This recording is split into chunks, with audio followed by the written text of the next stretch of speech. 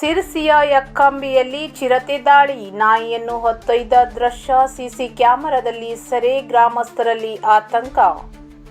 ಸಿರ್ಸಿ ತಾಲೂಕಿನ ಯಕ್ಕಂಬಿ ಗ್ರಾಮದಲ್ಲಿ ಚಿರತೆಯೊಂದು ನಾಯಿಯನ್ನು ಹೊತ್ತೊಯ್ದ ಘಟನೆ ಸೋಮವಾರ ಮುಂಜಾನೆ ಸುಮಾರು 12 ಗಂಟೆ 10 ನಿಮಿಷದ ವೇಳೆಗೆ ಸಂಭವಿಸಿದ್ದು, ಈ ಭಯಾನಕ ದೃಶ್ಯ ಸಿಸಿ ಕ್ಯಾಮೆರಾದಲ್ಲಿ ಸೆರೆಯಾಗಿದೆ.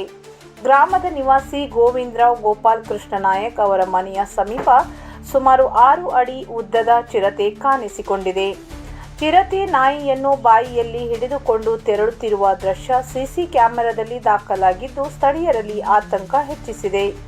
ಈ ಘಟನೆ ಬಳಿಕ ಗ್ರಾಮಸ್ಥರು ತೀವ್ರ ಭಯಭೀತರಾಗಿದ್ದು, ವಿಶೇಷವಾಗಿ ರಾತ್ರಿ ವೇಳೆಯಲ್ಲಿ ಮಕ್ಕಳನ್ನು ಹಾಗೂ ಸಾಕು ಪ್ರಾಣಿಗಳನ್ನು ಮನೆಯ ಹೊರಗೆ ಬಿಡದಂತೆ ಎಚ್ಚರಿಕೆ ವಹಿಸಲಾಗುತ್ತಿದೆ.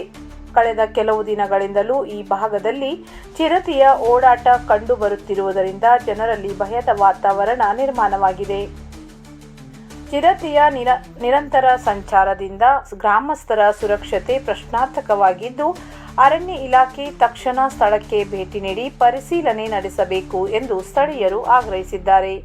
ಜೊತೆಗೆ ಚಿರತೆಯ ಚಲನವಲನದ ಮೇಲೆ ನಿಗಾ ವಹಿಸಿ ಗ್ರಾಮಸ್ಥರ ಸುರಕ್ಷತೆಗೆ ಸೂಕ್ತ ಕ್ರಮ ಕೈಗೊಳ್ಳುವಂತೆ ಒತ್ತಾಯಿಸಿದ್ದಾರೆ.